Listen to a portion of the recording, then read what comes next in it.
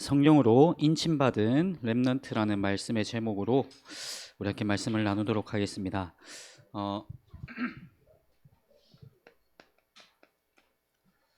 우리 사람은요, 우리에게 어떤 게 뿌리 내려지냐에 따라 결과물이 달라져요.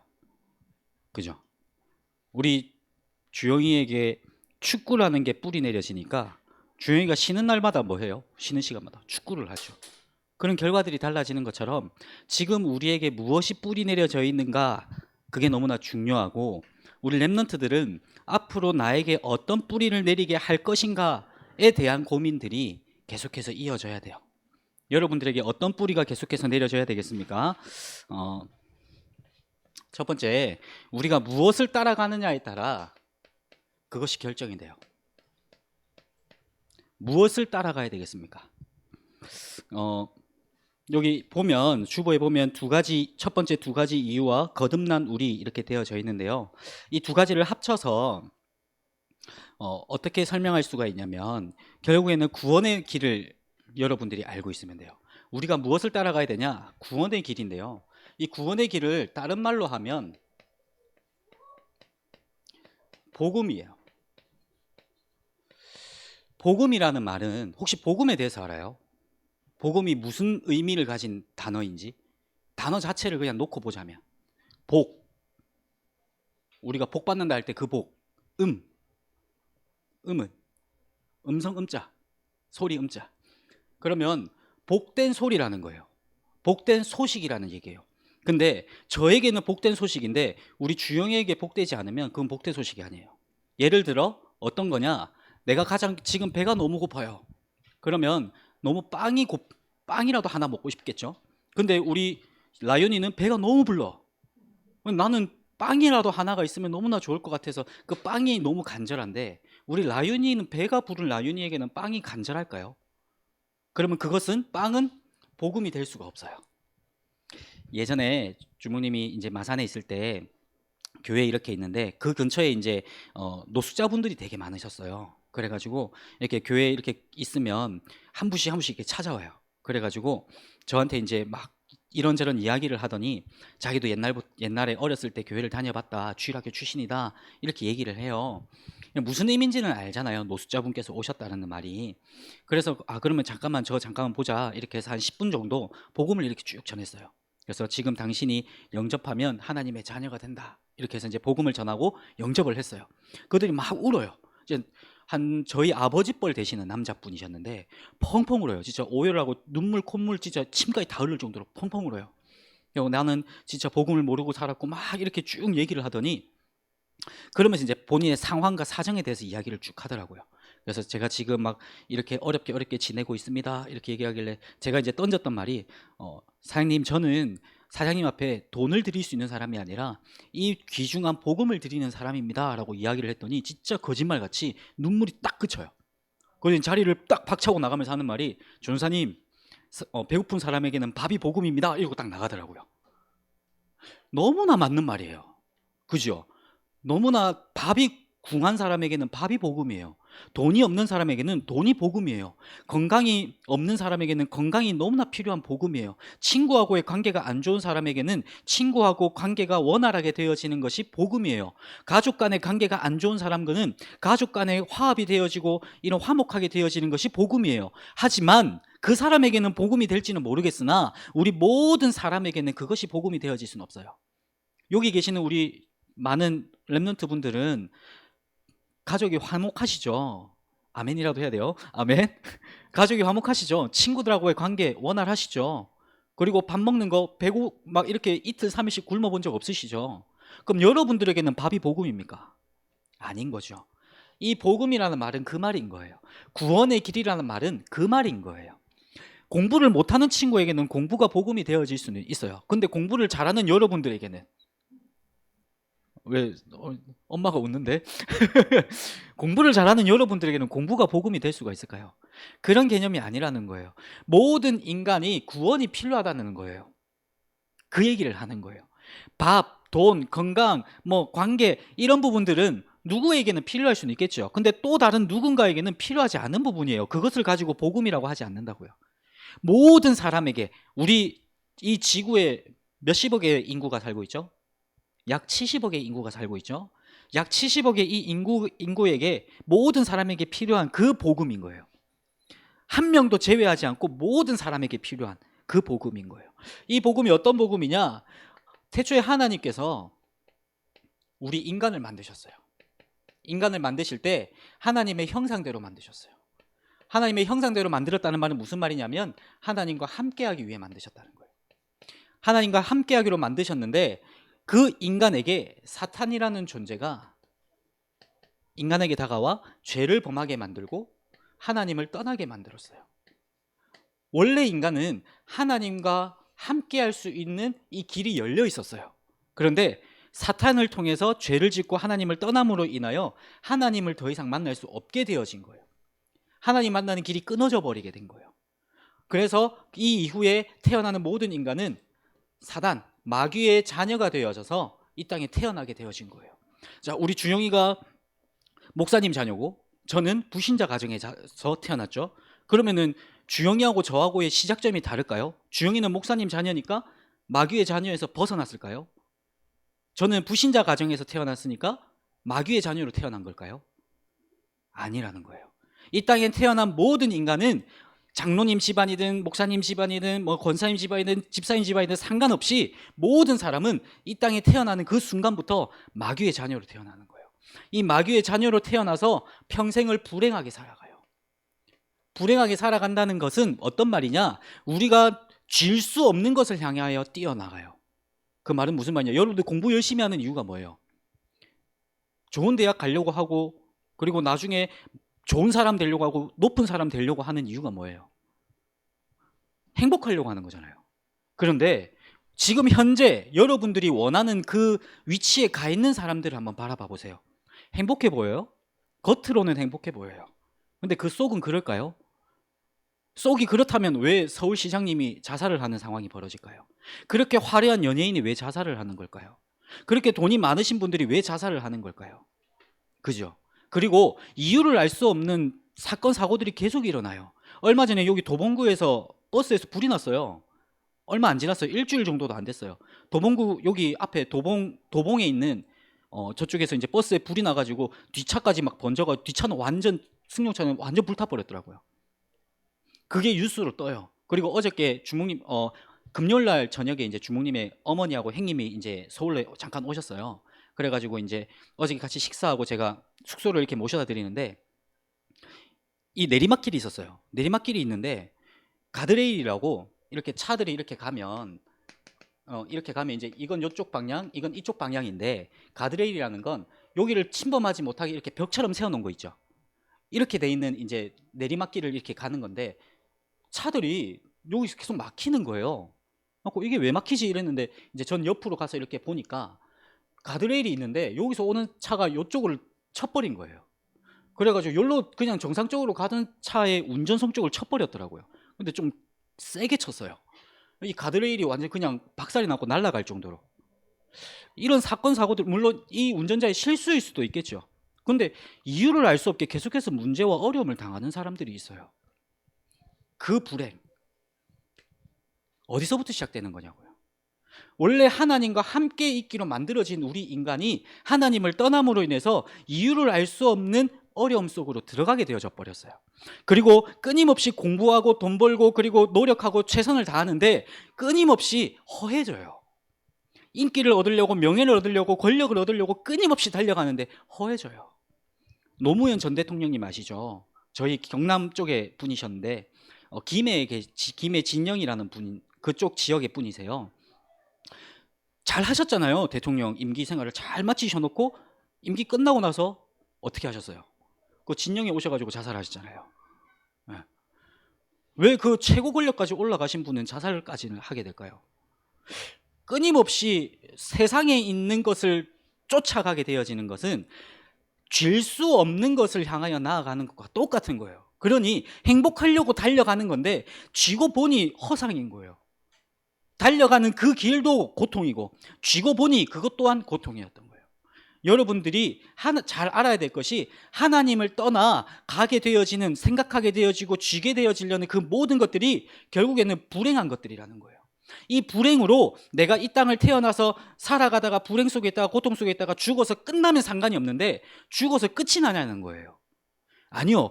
성경에는 반드시 밝히고 있습니다. 하나님을 떠난 사람이 이 세상을 떠나갈 때는 반드시 한 번의 심판이 있대요. 그 심판을 통하여 어디로 가게 되어지냐? 지옥에 가게 되어지는 겁니다. 근데 지옥으로 가서 내 인생이 평생을 불행하게 살다가 영원토록 지옥에 떨어져서 내 하나의 인생이 그렇게 끝나면 상관이 없어요. 나 혼자 고통당하면 되잖아요, 영원히. 그런데 성경에서 뭐라고 밝히고 있냐? 지옥에 가게 되어지는 것은 개인의 심판이고 그 이후에 3, 4대까지 출애굽기 20장 3절에서 5절의 말씀에 보면 하나님을 믿지 않는 귀신을 섬기는 그 자녀들은 3, 4대까지 멸망에 이른대요. 지옥에 가게 되어져서 끝나는 줄 알았던 개인의 인생이 그 개인의 인생으로 끝나는 것이 아니라 가정과 가문을 타고 흘러가서 3, 4대까지 멸망에 이르게 된대요. 멸망에 이르게 된다는 말은 무슨 말이냐? 이게 계속 반복된다는 거예요. 이걸 끊어내려고 열심히 돈도 벌어보고 공부도 해보고 모든 것을 해보는데 이게 안 끊어지고 오히려 3, 4대까지 계속 이어진다는 거예요. 인간의 힘으로는 절대로 해결할 수 없는 굴레 속에 빠지게 돼버렸다는 거예요. 그래서 인간의 힘으로는 벗어날 수 없기에 하나님께서 구원자를 보내주신 거예요. 이 구원자가 성경에 밝히고 있는 마태복음 1장 16절에서 23절 말씀에 보면 그리스도라 칭하는 예수가 이 땅에 나니라라고 말씀을 하세요. 그리스도라 칭하는 예수가 이 땅에 나니라. 이 그리스도라 칭하는 예수님은 어떤 분이시냐? 이 완전 십자가를 통해서 사단의 모든 권세를 깨뜨리신 참 왕이 되셨고요. 우리의 모든 죄를 용서하여 주신 참 제사장이 되셨고요. 하나님 만나지 못하는 우리에게 하나님 만나는 유일한 길이 되어 주신 참 선지자의 일을 하셨던 거예요. 제가 이번 주에 우리 랩런트들 만나면서 이 부분에 대해서 설명을 다시 했죠. 자, 왜 왕, 제사장, 선지자의 일이라고 우리가 표현을 할까요? 이 그리스도라는 이름의 뜻은 기름 부음 받은 자예요. 그리고 구약 시대 때 우리 성경에 보면 검은색과 빨간색으로 나뉘어져 있죠. 검은색은 구약 시대고 빨간색은 예수님이 태어난 그 이후이기 때문에 신약 시대라고 해요. 그 구약 시대 때 하나님이 이스라엘 그 민족을 통해서 기름을 부어 세운 직분이 총 3가지가 있어요. 그게 왕, 제사장, 선지자였어요. 그런데 한 사람이 왕, 제사장, 선지자 모든 일을 감당할 수가 없었어요. 사울 왕에 대해서 너무 잘 아시죠? 다윗을 죽이려고 했던 사울 왕. 그 사울 왕이 선지자의 자기가 선지자가 되려고 막 이렇게 했다가 하나님 앞에 저주받는 장면도 나와요. 인간은 왕, 제사장, 선지자 이 3직분 중에 하나만 택함을 받아서 기름 부음 받아 세워져요. 그런데 왜 그리스도라는 말은 기름 부음 받으자는 말은 무슨 말이냐? 그리스도께서 이 땅에 오심으로 인해서 이 3가지 참된 왕, 참된 제사장, 참된 선지자의 일을 한꺼번에 완전히 해결하셨다는 거예요. 어디에서? 십자가에서.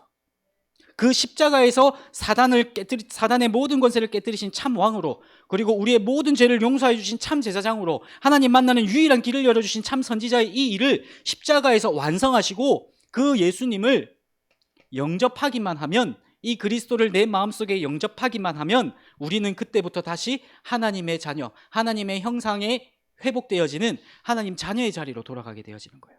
이 하나님 자녀의 자리로 돌아갔다는 말은 무슨 말이냐? 평생을 행복하게 살아간다는 거예요. 이 행복하게 살아간다는 말이 무슨 말이냐? 삶은 똑같아요. 그렇죠. 하나님 자녀가 될 때 우리 희주가 학교에서 하나님 떠난 친구들하고 같이 살아가는데 뭐 먹는 게 다르다거나 그렇진 않잖아요. 우리는 공기가 특별하게 나뉘어진 거 다른 공기 마시는 존재들이 아니잖아요. 똑같은 공기 마시잖아요. 근데 뭐가 달라지냐는 거예요. 이 창세기 3장 속에 고통당하는 이 영혼들은 문제를 닥쳤을 때에 어떻게 해야 될지 갈피를 잡지를 못해요. 그래서 할 수 있는 게 뭐냐? 최선을 다해 노력하는 거예요. 잘 살아라는 거예요. 정신병이 있으면 정신병원에 가겠죠. 정신과 상담을 받겠죠. 거기서 정신과 상담을 해주시는 선생님들의 상담이 어떤지 아십니까? 안 받아보셔서 모르죠. 혹시 받아보셨어요? 저는 받아봤어요. 군대 있을 때 받아봤어요. 받아봤는데 그 정신과 상담을 해주시는 선생님이 뭐라고 하시냐? 좋은 생각 많이 하래요. 좋은 음식 먹으래요. 여러분, 정신적으로 시달리는 사람이 좋은 생각을 할 수가 있을까요? 아니, 좋은 생각을 할 수 있는 상태면 정신과 상담을 왜 받으러 가겠냐고요. 그죠? 좋은 생각을 못하니까 정신으로 시달리는 거잖아요. 무슨 말인지 이해가 안 돼요? 무슨 말인지 이해가 안 돼요? 우리 오은영 선생님이라는 그런 분들이 계시죠. 좋은 강연을 해주시는 분들이 계시죠. 얘기 들어보면 너무 공감이 돼요. 근데 그걸 못하니까 온 거잖아요. 하라고 한다고 되겠냐고요. 근본적인 게 바뀌지를 않는데. 금쪽이라고 하잖아요. 여기 있는 대부분 다 금쪽이죠. 지금 나랑 눈 마주친 너희 3명은 금쪽인 것 같은데 여기 금쪽이 3명이 있는데 금쪽이라고 하잖아요. 아니 왜 그러겠냐고요. 그 친구들이. 아니야? 그 친구들이 부모님 말씀을 안 듣고 말씀을 피우는 이유가 뭐겠냐고요. 성격이 특이해서? 아니 엄마 아빠가 실수해서? 아니에요. 그거는 그냥 핑계거릴 뿐이고요. 하나님을 떠났기 때문인 거예요. 하나님을 만난 정상적인 인간적인 삶을 살아가는 사람에게는 그런 문제가 올 수 없다니까요. 그 증거가 저는 저거든요. 제가 정신과 상담을 받고 정신과 약을 처방을 받아봤어요. 그걸로 해결이 안 돼요. 오히려 사람이 이상해져요. 그런데 한날은 제가 하나님 앞에 딱 섰다니까요. 그냥 하나님, 나는 하나님 자녀라는데 왜 나는 이런 식으로 살아가야 됩니까? 라고 질문하기 시작했어요. 그러고 나서 하나님 앞에 이 구원의 길에 계속해서 고백하기 시작했어요. 하나님, 내가 창세기 3장에서 갈 바를 몰라서 내가 지금 이렇게 방황하는데 하나님, 그래서 나 때문에 구원자 되시는 예수 그리스도 보내주시지 않았냐? 그 그리스도께서 십자가에서 나의 모든 문제를 해결해 주시지 않았냐? 그 그리스도를 지금 이 시간 내 마음의 주인으로 영접합니다. 지금 이 시간 내 마음의 주인으로 들어와 주시옵소서. 그렇게 계속해서 기도하기 시작했어요. 그때부터 한 달 만에 다 끝났어요. 계속해서 다른 생각들이 들어와요. 계속해서 멍해지는 생각들이 들어와요. 계속해서 이상한 막 알 수 없는, 해결할 수 없는 문제들이 계속해서 닥쳐와요. 그 전까지는 해결할 수가 없었다니까요. 근데 그리스도 되시는 예수님을 내 마음에 영접하는 그 기도를 계속해서 누리는 그 순간, 누리는 그 시간들을 통해서 마음의 평안이 찾아오더라니까요. 답이 없어 살아가는 사람들, 하나님을 만난 하나님 자녀들은 문제가 닥쳐왔을 때 답을 가질 수 있는, 답을 가지고 그 답을 누릴 수 있는 사람들인 거예요. 그 하나님 자녀들이 평생을 행복하게 살다가 이 하나님 자녀들은 이 땅을 떠나갈 때는 심판을 받질 않아요. 심판을 받질 않고 이 땅을 떠나갈 때 천국으로 가게 되어지는, 천국 시민권을 얻게 되어지는 거예요. 여러분들이 이 속에 있는 거예요. 우리가 무엇을 따라가야 되겠습니까? 이 복음을 따라가야 되는 거예요. 여러분들이 학교를 바라볼 때, 가정을 바라볼 때 어떻게 바라봐야 되겠습니까? 이걸로 바라봐야 되는 거예요. 이걸로 바라봐야 되는 거예요. 그래, 너는 귀신 들렸으니까 이 나쁜 놈아, 귀신 떠나가라 임마, 이게 아니에요. 아, 저게 사단에게 붙잡힌 상태구나. 내가 저 친구가 이 그리스도를 통해 하나님 자녀가 되어줄 수 있도록 내가 기도해 줘야 되겠다. 이게 정상적인 사고방식이에요. 저 사람이 하나님 떠나 있으니까, 그래, 하나님 떠났으니까 그런 식으로 살지, 그걸로 끝나는 게 아니라, 아, 그렇기 때문에 저 친구가 그리스도를 통해서, 예수님을 통해서 하나님 만날 수 있도록 내가 기도해야 되겠다. 그래서 우리 교사 선생님들이나 중목님이나 목사님이나 이렇게 모시고 가서 복음 전할 수 있도록 저 친구가 더 이상 방황하지 않도록 도와줘야 되겠다. 이 기도 제목을 잡는 게 정상적인 거예요. 무엇을 따라가야 되냐? 이 복음을 따라가야 됩니다. 이 복음 따라가는 우리 렘넌트들 되어지시길 바랍니다. 그래서 이 복음을 가진 우리에게 끊임없이 일어나는 싸움이 있어요. 어떤 싸움이 일어나고 있냐? 죄송합니다. 이거 3번이에요. 가로 3번이에요. 우리 안에서 계속해서 싸움이 일어나는데 어떤 싸움이 일어나고 있냐? 영과 육의 싸움이에요. 우리 로마서 7장 21절 25절 한번 볼까요? 로마서 7장 21절에서 25절입니다. 제가 읽도록 할게요. 다 같이 읽자고 하면 시간 걸리니까 제가 읽을게요. 로마서 7장 21절에서 25절입니다. 그러므로 내가 한 법을 깨달았노니 곧 선을 행하기 원하는 나에게 악이 함께 있는 것이로다. 내 속사람으로는 하나님의 법을 즐거워하되 내 지체 속에서 한 다른 법이 내 마음의 법과 싸워 내 지체 속에 있는 죄의 법으로 나를 사로잡는 것을 보는도다. 오호라, 나는 공고한 사람이로다. 이 사망의 몸에서 누가 나를 건져내랴. 우리 주 예수 그리스도로 말미암아 하나님께 감사하리로다. 그런즉 내 자신이 마음으로는 하나님의 법을, 육신으로는 죄의 법을 섬기노라. 아멘. 25절에 보니까, 하반절에 보니까 마음으로는 어떤 법? 하나님의 법, 육신으로는 죄의 법. 우리 안에 싸움이 계속해서 일어나는데 하나님의 법을 따르려는 내 영과 육신의 법을, 죄의 법을 따라가려는 내 육신의 싸움이 계속해서 일어난다는 거예요. 자, 여러분들 되게 몸이 피곤해요. 근데 우리 오늘 9시에 예배를 나오려면 여러분들 몇 시에 일어나야 돼요? 8시에 일어나야 되죠. 근데 더 자고 싶어. 오늘 예배 날인데. 아니야? 아니야? 자, 몸이 너무 피곤해서 오늘 예배 날인데 너무 피곤해요. 근데 오늘 예배 날이야. 그럼 여기서 이제 갈등하게 되어지는 거라. 여기 계시는 분들은 대부분 부모님이랑 같이 오니까 피곤해도 이렇게 멱살 잡혀서 끌려오죠. 희주 고개 끄덕였다. 아싸, 걸렸다. 멱살 잡혀서 끌려오죠. 근데 저는 이제 혼자 다녔잖아요. 이 갈등이 있었어요. 너무 피곤한 거라. 어제 밤늦게까지 친구들이랑 놀았어. 그러다 보니까 막 새벽 3시, 4시까지 놀았어. 그래갖고 9시까지 예배를 가려면 최소한 7시 반에 일어나야 돼요. 근데 그 7시 반까지 일어나는 게 너무 힘든 거라. 예배 가지 말까 짤까? 9시 반 예배 가지 말고 11시 예배만 갈까? 한번 그래 봤다니까요. 11시 예배로 바로 가야 되겠다. 잤어요. 몇 시에 일어났을까?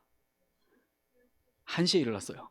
그러면 이제 2시 반에 오후 예배가 있어. 그럼 그거 가야 되잖아. 쬐는데 그냥 째자. 쭉 째버렸어요.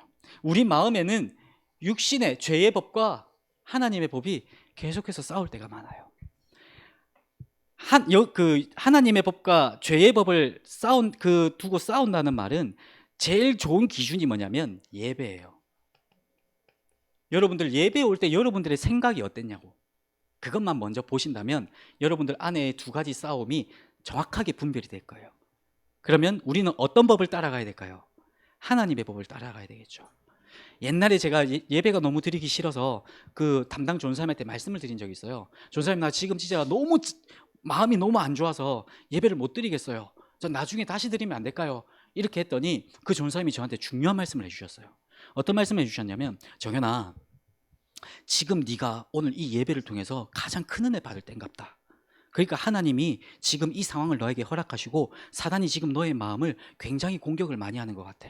네가 지금 그 마음이라도 가지고 예배에 앉아 있어봐. 예배에 그냥 앉아만 있어봐. 그래서 하나님이 너에게 하시는 말씀이 어떤 말씀인지 들어봐. 해서 그냥 갔어요. 그 말을 듣고 그냥 순종하는 마음으로 갔는데 진짜 그날 은혜를 제일 많이 받았어요. 제가 예배를 다니면서, 교회를 다니면서 예배 속에 있는데 그 시기에서 가장 큰 은혜를 받았던 시기가 제가 예배 너무 가기 싫었었던 때였어요. 혹시 예배 가기 싫을 때 있지 않아요? 그때는 사단이 너무나 잘 아는 거예요. 우리 예훈이가 예배가 가기 싫은 마음이 들어왔어. 그 말은 무슨 말이냐? 하나님이 우리 예훈이에게 예훈이만을 위해서 큰 은혜를 준비해 놓은 거야. 사단이 그걸 너무 잘 아니까 우리 예훈이 마음에 예배 가지 말도록 계속해서 쏘기는 거예요. 여러분들 앞으로 예배 가기 싫은 마음이 들 때 어떻게 생각해라? 하나님이 나를 위하여 준비해 놓은 은혜가 너무나도 크구나.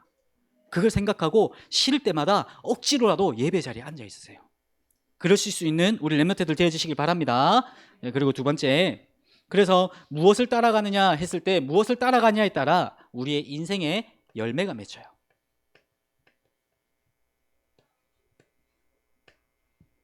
인생의 열매가 맺혀지는데 우리가 만약에 육신을 따라가게 되어지면 당연히 육신의 열매가 맺혀지겠죠. 그런데 우리가 성령을 따라가게 되어지면 성령의 열매를 맺게 되어지는 거예요. 육신의 열매라는 말은 무슨 말이냐? 하나님을 떠나 있는 이 상태, 공부를 향해 나아가는 내 삶. 그러면은 당연히 공부에 잡혀서 갈 수밖에 없어요. 친구하고의 관계만 놓고 간다라고 한다면 친구 따라 갈 수밖에 없어요. 친구 따라 강남 간다고 하잖아요. 근데 저는 지금 강북에 와 있죠. 친구가 없어서 그래요. 친구 따라갔으면 강남으로 죄송해요. 여기서 먹히는 유머가 아니구나. 자, 여러분들 육신을 따라가게 되면 육신의 열매를 맺을 수밖에 없어요. 공부를 향해서 달려간다? 그러면 공부밖에 남지 않아요. 공부밖에 남지 않으면 거기에 해답이 있냐? 없다라는 거예요. 성령을 따라가게 되어지면 성령의 열매를 맺게 되어지는 거예요. 성령의 열매를 맺었을 때 어떤 성령의 열매를 맺게 되어지냐? 사랑과 희락과 화평과 오래 참음과 자비와 양선과 충성과 온유와 절제가 남는 거예요. 여러분, 육신의 법을 따라가고 육신을 따라가게 되어지면 하나님 나라의 유업을 받지를 못한대요. 자, 어떤 걸 따라가시겠습니까?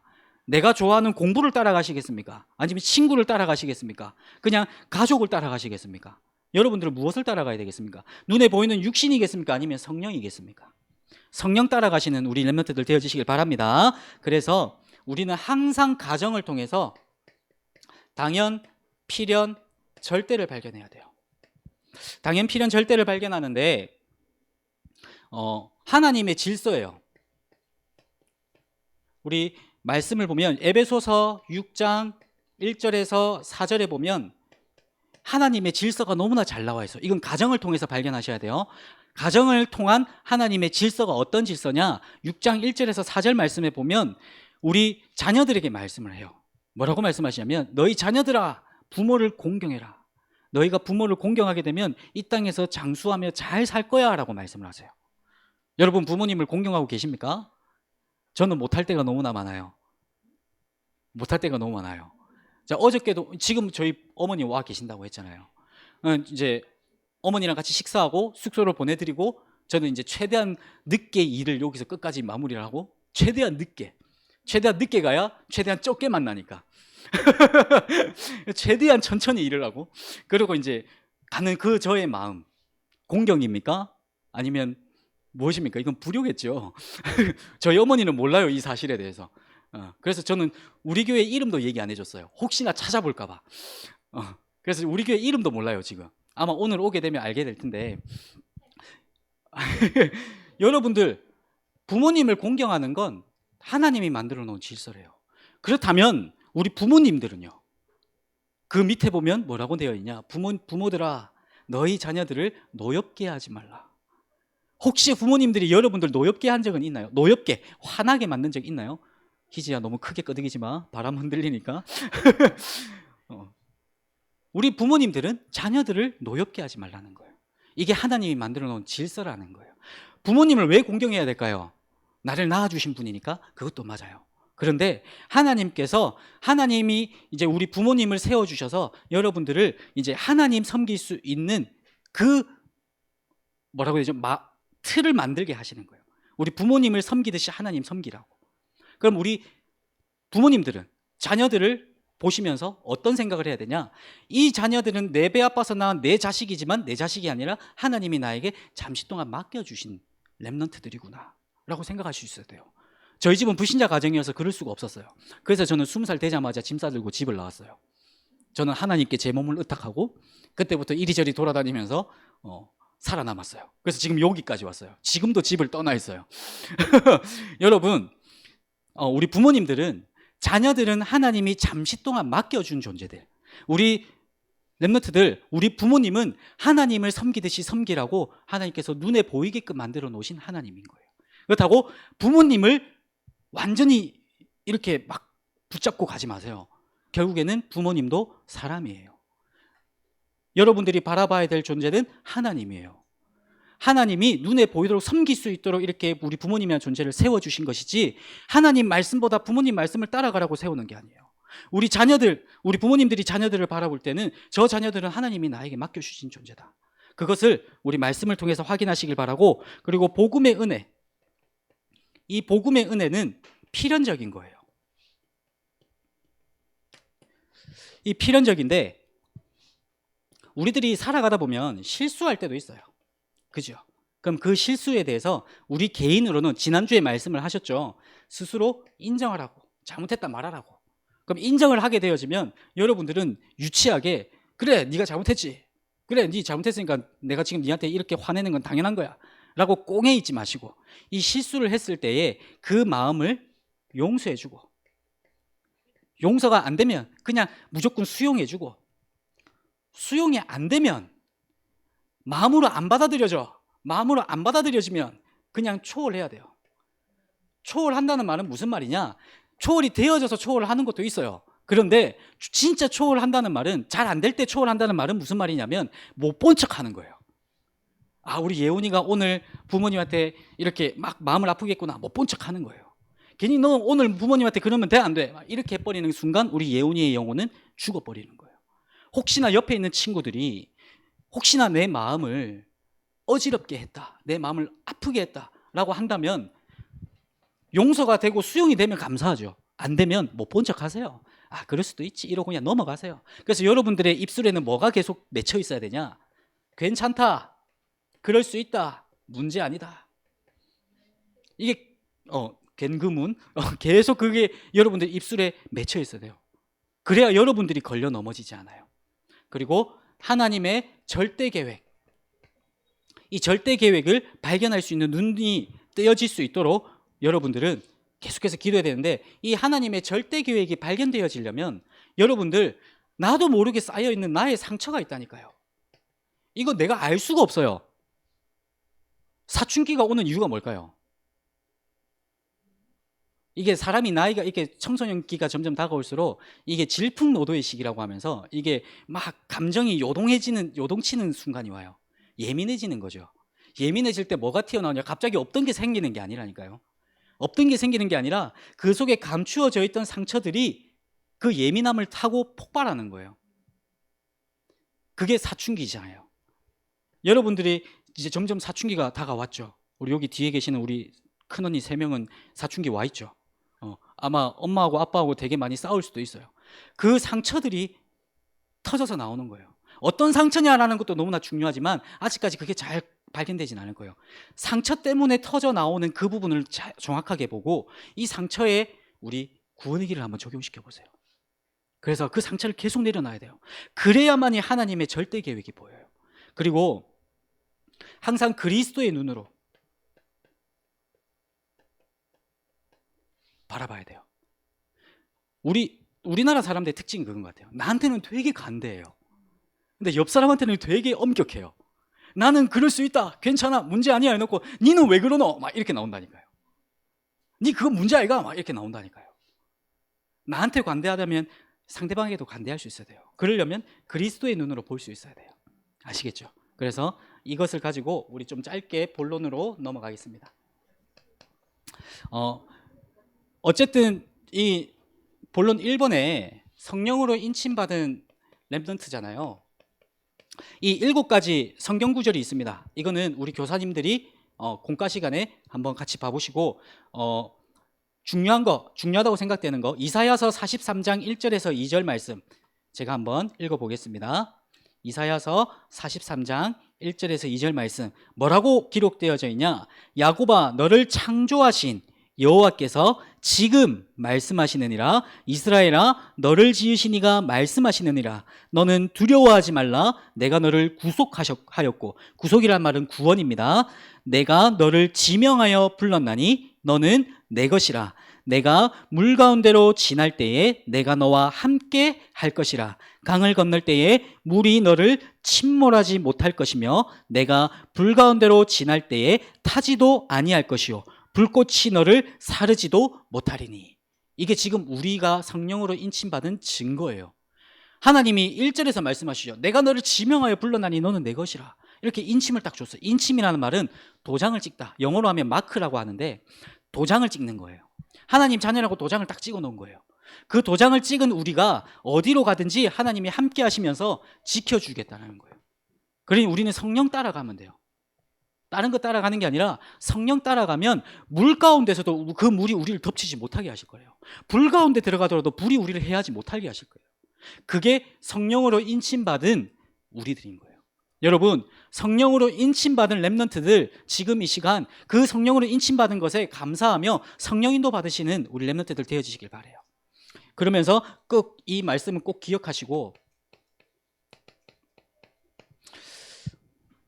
그래서 우리들은 성령의 인도를 받아야 돼요. 성령의 인도를 받아야 되는데 우리는 성령의 인도를 받는 방법은 말씀 따라가는 건데, 제가 이 부분에 대해서 어떻게 조금 설명을 할까 좀 고민을 했는데, 말씀이 기준이 되어져야 돼요. 말씀이 기준이 된다는 말은 무슨 말이냐? 혹시 이 말이 무슨 말인지 이해가 돼요? 말씀이 기준이 되어져야 된다는 말이, 혹시 우리 언니들은 알겠지만 여기 동생들은, 예훈이 같은 경우에 말씀이 기준이라는 말이 무슨 말인지 이해돼요? 잘 안 되죠. 자, 한번 질문을 해보겠습니다. 좋은 대학, 우리가 만약에 서울대를 가려고 해. 여기가 서울이라고 해서 서울대 아무나 가는 거 아니죠. 서울 사람이라고 가는 거 아니죠. 서울대를 가려고 해요. 그럼 서울대 가려면 우리가 뭘 해야 돼요? 공부를 해야 되죠. 공부를 그냥 해야 돼요? 엄청 잘해야 되죠. 자, 그러면 서울대라는 기준이 있기 때문에 우리는 공부를 하는 거예요. 무슨 말인지 이해돼요? 우리는 서울대라는 기준을 가지고 있어요. 그래서 우리는 공부를 한다는 거예요. 자, 그런 개념에서 말씀이 기준이 되어져서 이게 이제 서울대라고 생각을 하고 이렇게 좀 대입을 해서 그러면 공부를 해야 되잖아요. 그럼 말씀을 따라가는 이 기준, 말씀이 기준이라면 이 공부는 묵상이라는 거예요. 우리가 말씀을 묵상할 때 우리가 말씀 따라갈 수 있는 거예요. 말씀을 기준 삼아 갈 수가 있는 거예요. 묵상이 되어져야 말씀을 기준 삼아 갈 수가 있는 거예요. 우리가 공부를 겁내게 잘해야 서울대에 갈 수 있는 것처럼 우리가 묵상 속으로 들어가야 우리가 말씀을 기준 삼아 따라갈 수 있다는 거예요. 그게 성령의 인도라는 거예요. 내 생각이 성령의 인도가 아니에요. 내 기준이 성령의 인도가 아니에요. 내 수준이 성령의 인도가 아니에요. 내가 판단하고 결정하고 그 모든 것들이 성령의 인도가 아니에요. 우리의 성령의 인도의 기준은 어디다? 말씀이다. 그러면 이 말씀을 기준 삼아 갈 수 있는 방법은 뭐다? 묵상이다. 아시겠죠? 여러분들 오늘부터 묵상 속으로 들어가시길 바랍니다. 그럼 이 묵상 속으로 들어가려면 기본적인 자세가 있어요. 어떤 자세냐? 주 안에서. 희주 안에서 말고 주은이 안에서 말고 주 안에서. 주라는 말이 무슨 주자입니까? 주인 주자죠. 예수님 안에서, 하나님 안에서. 하나님 안에서의 내 자세를 갖춰야 돼요. 내 생각, 내 기준, 내 수준, 내 능력, 내 판단, 내 결정, 이게 중심이 아니라 주 안에서.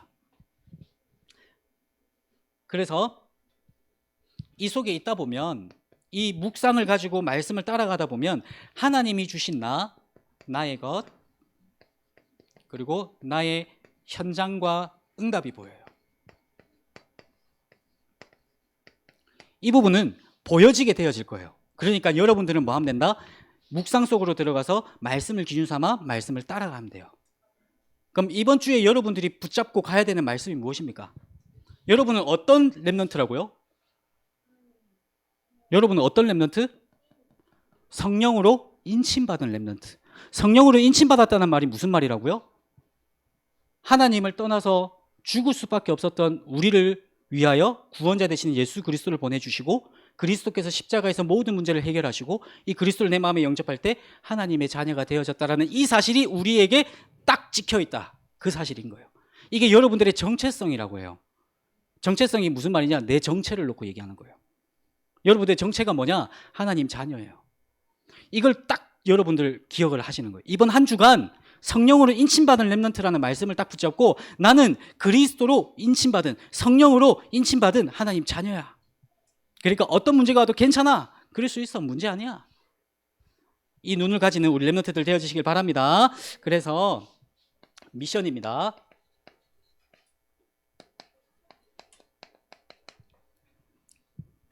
성령 인도 받을 수 있는 집중 속으로 들어가야 돼요. 집중 속으로 들어가야 되는데 어떻게 들어가야 되냐? 정시기도와 24시기도. 24시기도라는 말은 무시기도를 말해요. 무시기도라는 말은 내 눈에 보이는 모든 것을 기도로 연결시키는 것이고 내 생각 속에 들어오는 모든 것을 기도로 연결시키는 것이고 내가 말하는 모든 것들이 다 기도로 연결되어지는 거예요.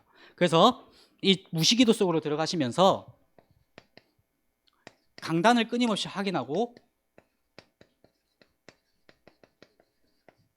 구원의 길, 그리는 것도 너무나 중요해요. 그런데 그리는 걸 너무 주로 삼지 마세요.